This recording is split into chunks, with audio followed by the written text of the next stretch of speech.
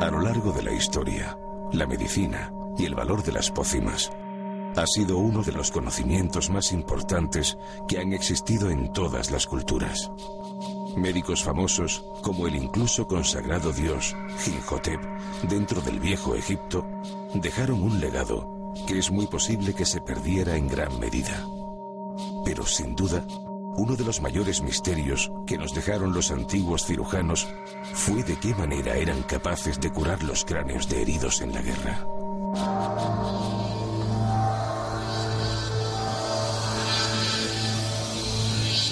Están descritos por lo menos 10.000 cráneos con trépanos en diversas partes del mundo.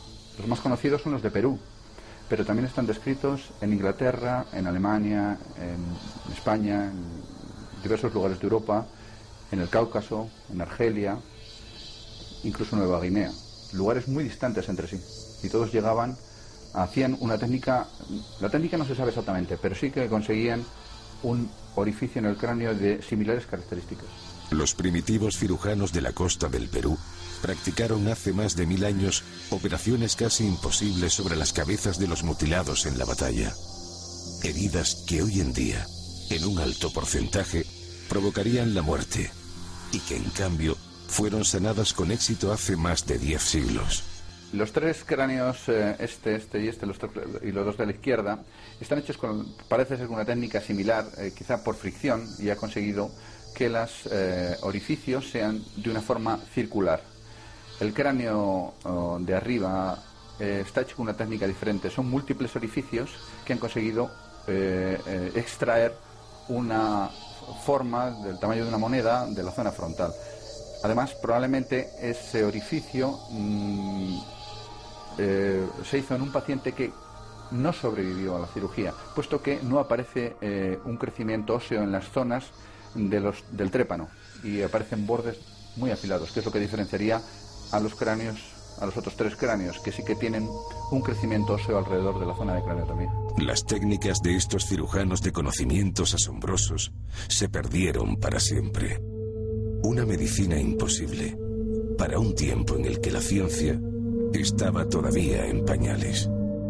Todo un misterio que sobrecoge en pleno siglo XXI a los profesionales de la salud. Esa es la clave de sobrevivir después de una batalla, por ejemplo, en las montañas de Machu Picchu o donde fuera. ¿Por qué? ¿La descompresión? Claro, porque el cerebro, como ya se ha dicho aquí, el cráneo está sellado. En cuanto sangra un poco el cerebro con un golpe y salen 2 o 3 centímetros cúbicos de sangre, eso presiona el cerebro y eso es la muerte en media hora. Por lo tanto, hay que abrir un agujero, hay que saber dónde hay que hacer el agujero, por cierto, porque claro, la sangre está aquí dentro. ¿Pero dónde está? ¿Cómo se ve? Pues lógicamente se veía por el hematoma. El sujeto tenía bombada la cabeza en una zona con un chichón, lo que la gente conoce como un chichón, y ahí hacían el trépano. Y debajo del hueso estaba la sangre acumulada, lo que se llama hoy el hematoma subdural.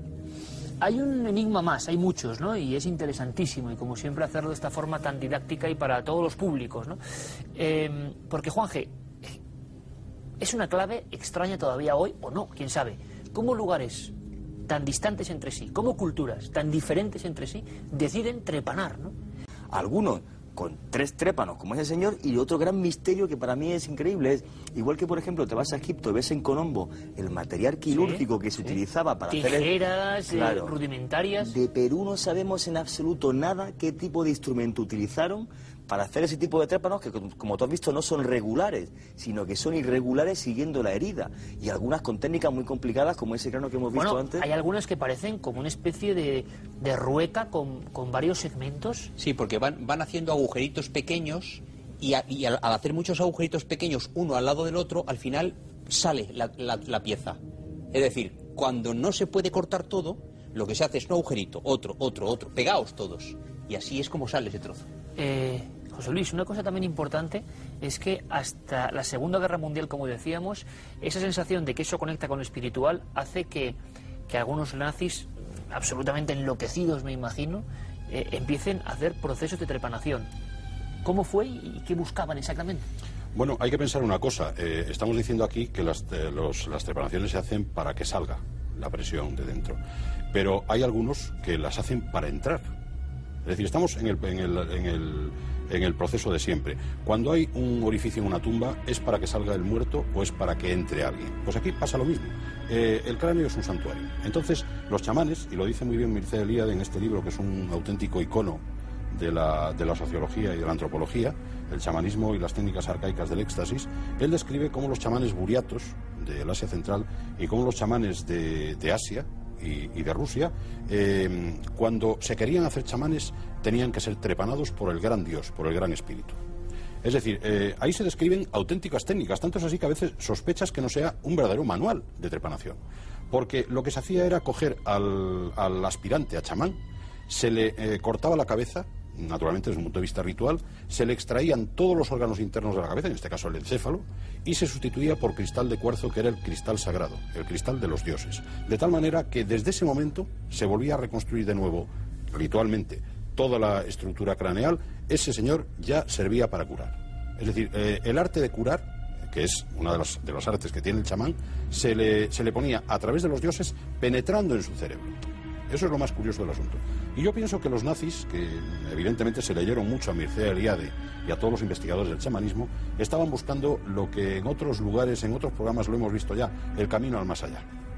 Hay un profesor, concretamente el profesor el profesor Augusto Hirt, que junto con Wolfram Sievers, que era el jefe de la NENERVE, del famoso Instituto Nazi para la Investigación de la Raza, se dedicaron a investigar no solamente en los cráneos de los judíos que mataban y de los comunistas bolcheviques, decían que ellos querían hacer colecciones de cráneos de todas las variedades humanas, sino que además se dedicaban a hacer trepanaciones en vivo. Eso lo hicieron en la universidad, como hemos comentado antes, en la Universidad de Estrasburgo, durante 2 o 3 años. Es decir, llevaban personas vivas y hacían trepanaciones, incluso empleando estos instrumentos antiguos. Rituales incaicos. Rituales incaicos. Ellos buscaban saber qué es lo que perseguían los incas cuando manejaban este tipo. Entonces, ¿qué ocurre, doctor? Que ese cerebro que vemos que asoma, esa parte, por ejemplo, si uno la toca, es insensible. Esto no tiene sensibilidad. Es decir, si tuviéramos una persona viva y estuviéramos tocándole con la pinza aquí, no sentiría nada. Todo lo más que podría ocurrir es que al tocarle en un punto moviera un brazo. ¿Por qué? Porque estaríamos tocando el área motora del brazo. Yo he escuchado una historia infantil que me traumatizó un poco y no sé si es verdad, si era un mito. Alguien que se cae por las escaleras, se golpea en esa zona y deja de hablar. Sí, porque si tú tienes una hemorragia en la zona del cerebro con la que hablas, si eres diestro, por ejemplo, tú hablas con el hemisferio izquierdo. Si tienes una hemorragia en el área del lenguaje, te quedas afásico, es decir, no puedes volver a hablar porque el área del cerebro con la que hablas se ha muerto. Y no hay posibilidad de recuperarlo. Claro, ¿hay que buscar el tercer ojo? El tercer ojo, que sería la glándula pineal, la forma de abrir una ventana a ese tercer ojo tendría que ser en el frontal. Ajá. Pero no muy bajo, porque el frontal al final choca con las órbitas de los ojos y entonces tendríamos que hacerle prácticamente el orificio un poco por encima de las órbitas, bueno, para no afectar. Perfecto. Entonces, o sea, aquella gente que buscaba, incluso los nazis, ese tercer ojo, tanto que se leyó de los lamas y demás, pues bueno, estaría en esa zona. Lo marcamos. Incluso podíamos marcarlo aproximadamente el agujero que tendría que abrirse para que hubiese acceso a ese tercer ojo, tendría que ser aproximadamente a esta altura. El doctor en antropología José Luis Cardero, ni más ni menos que con los cráneos de cuarzo, con los misterios de esas calaveras, y creo que mirándolo, reflejándote un poco en ese cráneo, José Luis, has recordado algunas viejas anécdotas que hablan en el fondo del poder del cráneo, el poder espiritual de los cráneos, ¿no? Sí, efectivamente, porque este cráneo, el original, el de Michael Hedges, el que descubrieron en Belice, tiene una propiedad muy curiosa. Nosotros sabemos que la prolongación de los globos oculares, a través de los nervios ópticos, se cruzan en la base del cerebro en un grueso nudo en forma de X que se llama el quiasma óptico, que termina por conectar con la corteza cerebral occipital, que es en realidad el lugar en donde se interpretan las señales visuales, ¿no? Y en este cráneo, si se hace recorrer un haz luminoso desde los ojos de la calavera, ese haz se continúa a través de un hipotético quiasma óptico que aquí hubiera y se refleja en la parte de atrás. Se comportaría como un cráneo real. Como un cráneo real, como una estructura anatómica real. Es decir, que de alguna manera los que diseñaron y construyeron este cráneo lo hicieron para que la luz se reflejara siguiendo la trayectoria que sigue en un cráneo en nuestra propia cabeza, ¿no? De nuevo la luz. De nuevo la luz. Y es curioso porque me viene a la mente también que en la cultura de los lamas del Tíbet existen unos especialistas que se dedican fundamentalmente a extraer el alma del moribundo para hacerle más fácil su camino hacia el más allá. Y lo hacen a través de una serie de vocalizaciones, para lo cual se entrenan durante muchísimos años. Además es una técnica muy peligrosa, tanto para ellos como para los que están alrededor, de tal manera que consiguen abrir en esta sutura intercraneal que hay aquí, consiguen abrir un orificio con el sonido de sus voces para que el alma pueda salir, según ellos, pueda salir del cerebro hacia el exterior. Es decir, que es una técnica tan complicada y tan compleja que se requieren muchos años de práctica en las escuelas lamaístas tibetanas, y es una práctica en la que se aconseja que haya siempre un lama maestro y un discípulo, porque puede ser tremendamente peligrosa para los propios practicantes de esta técnica.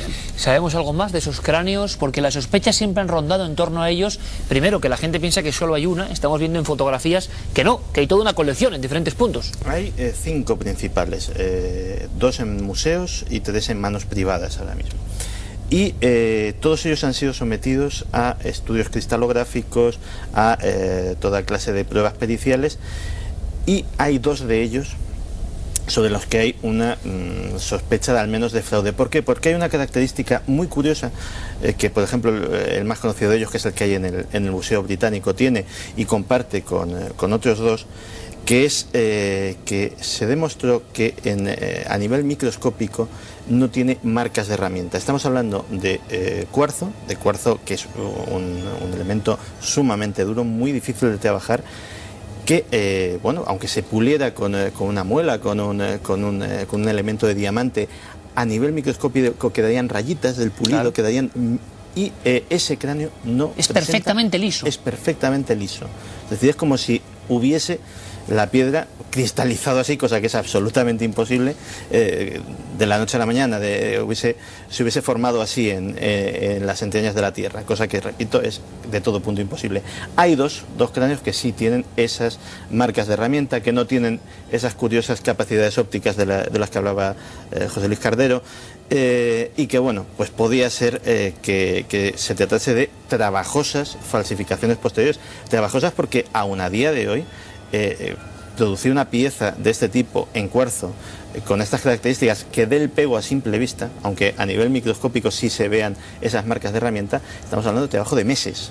Si hubiese sido trabajado a mano un cráneo de estos, estaríamos hablando de decenas de años de trabajo continuo para producir una sola pieza. Nacho, yo no sé tú en qué balanza te quedas, porque también en muchos de estos objetos imagino que luego motivaron fraudes, copias, réplicas. En el caso de las calaveras de cristal, que creo que es una gran laguna, ¿no? Sucede un poco con, como bien el propio nombre, ¿no?, de out of place artifacts, objetos fuera de lugar, artefactos fuera de lugar. Yo creo que los cráneos de cristal de cuarzo es el top, ¿no?, el número 1 de esa lista, vinculado además a una de las culturas más misteriosas de la antigüedad, que es la cultura maya. Creo que este cráneo apareció en una pirámide maya, y que a pesar de no tiene la antigüedad de miles de años como otros objetos que tenemos sobre la mesa, a pesar de esos relativamente pocos siglos, le da quizás ese carácter también mágico y misterioso a un objeto de estas características. Tú tienes uno de los objetos, ahora pasamos de las pirámides y de las selvas umbrías a las profundidades.